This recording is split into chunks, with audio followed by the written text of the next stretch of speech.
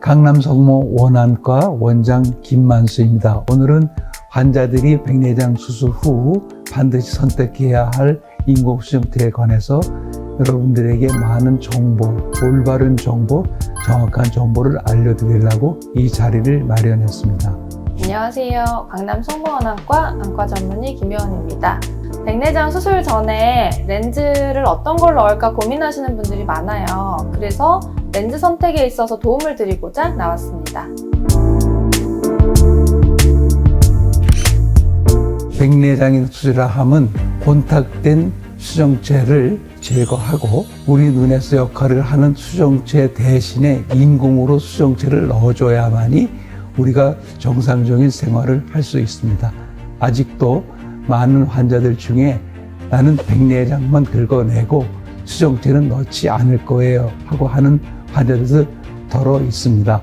백내장 수술하고 수정체를 넣지 않으면은 우리가 볼 수 있기 위해서는 컨택트 렌즈라든가 혹은 안경을 써야만 볼 수 있습니다.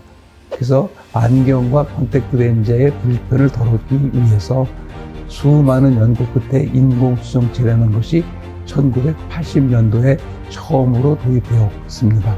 일반적으로 우리 사람의 생활이라 하면 멀리 잘 보이게 되는 것이 원칙입니다. 그래서 대부분의 환자에게 멀리 잘 보이게 해드립니다. 인공수정체는 탄력성이 없기 때문에 멀리가 잘 보이는 경우에는 가까운 곳이 전혀 보이지 않게 됩니다. 가까운 곳을 잘 보기 위해서는 반드시 돋보기를 착용해야 됩니다. 그래서 이러한 돋보기의 불편을 감소하기 위해서 만들어진 것이 다초점 기능을 넣게 된 것입니다. 그리고 렌즈 삽입을 안 하고 불편해서 치료가 가능해요? 가능합니다. 가능한 것은 왜 그러냐면 백내장이 심해서 빛조차 잘 들어오지 않았을 때 그때는 백내장을 걷어내고 내면은 시력이 약 0.1 전후 시력이 나올 수 있습니다. 초고도 근시의 경우에는 렌즈를 안 넣기도 하잖아요. 그 부분에 대해서 교수님께서 설명을 좀 해주시면 좋을 것 같습니다. 네, 굉장히 어려운 질문인데 우리 눈은 눈의 크기에 따라서 시력이 많이 차이가 납니다. 그래서 눈이 큰 사람을 대부분 근시라고 그러고 눈이 작은 사람을 원시라고 일반적으로 일컬으면 돼요. 예를 들어 볼게요. 심청전에서 신봉사가 눈을 뜨게 된 과정을 좀 이해하면 쉽게 알 수 있을 것 같아요. 그 신봉사가 백내장이 있고 아주 고도근시가 있었던 사람이에요. 그런데 심청이가 물에 빠져서 물에 빠졌나? 인당수에 빠졌죠. 그래서 놀란 거지. 누가 신봉사가요? 신봉사가 아니 그렇게 갑작스러워서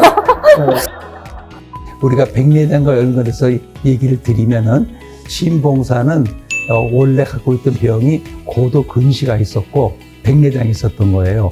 그래서 잘 보지 못했어. 그런데 심청이가 살아있다는 것을 알고서 놀래가지고 백내장이 눈 안으로 떨어진 거예요. 그래서 그러면 이제 근시가 있었던 사람이 백내장이 떨어지면은 잘 보이게 되는 거예요. 무슨 말인지 잘 모르겠어요. 고도 근시는 우리가 수정체를 제거만 해도 잘 보이는 경우가 특별히 있어요. 고대에 백내장 수술법 중에 각막을 이렇게 있어요. 꼬챙이로 찔러가지고 수정체를 유리체 안으로 퐁당 빠지게 하는 그런 수술을 했었잖아요. 옛날 백내장의 역사를 보면은 약 한 2000년 전에는 그때도 백내장이 있었어요. 빛이 눈에 들어가지 않으니까 그 수정체를 바깥에서 꼬챙이로 찔러서 유리체로 떨어뜨리는 거예요. 그러면 빛이 동공 안으로 들어가는 거예요. 즉 백내장 때문에 동공에 막혀서 빛이 안 들어갔었는데 수정체를 떨어뜨린단 말이에요. 떨어뜨리면은 빛이 망막으로 들어가죠. 그러면 볼 수가 있어요.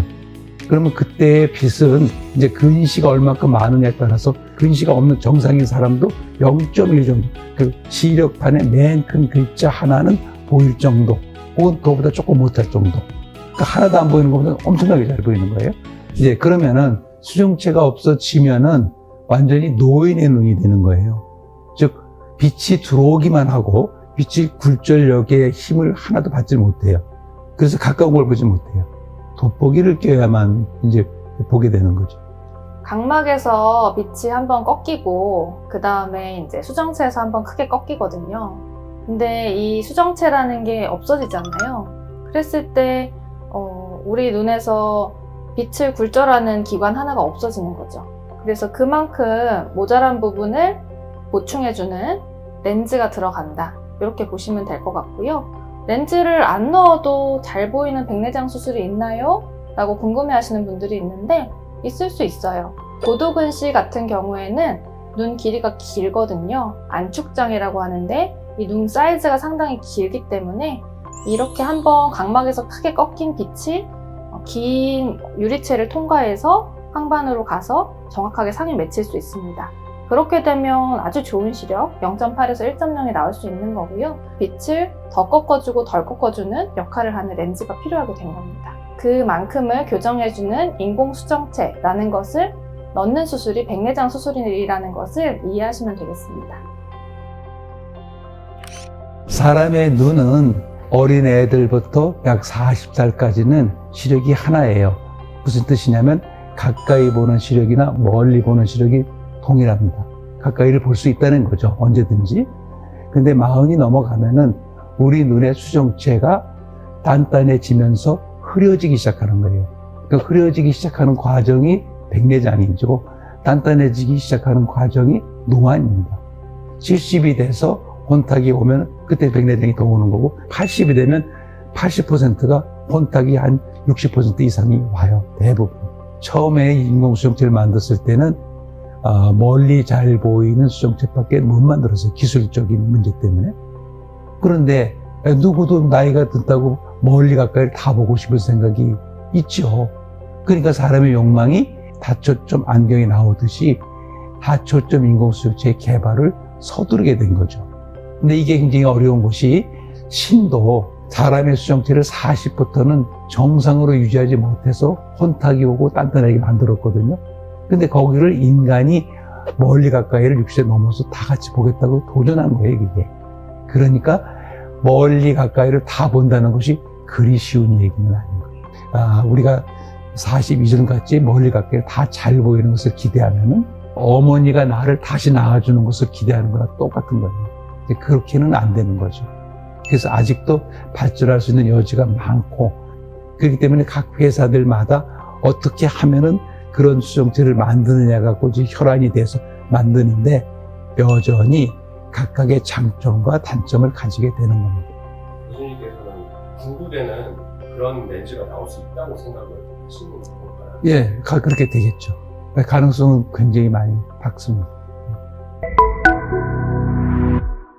단초점 렌즈와 다초점 렌즈가 뭔지에 대해서 설명을 좀 드리려고 하는데요. 환자들이 약간 헷갈릴 수 있는 게 준다초점은 다초점이 아니에요. 다초점 인공수정체를 넣었을 때 제가 개인적으로 경험해 보면은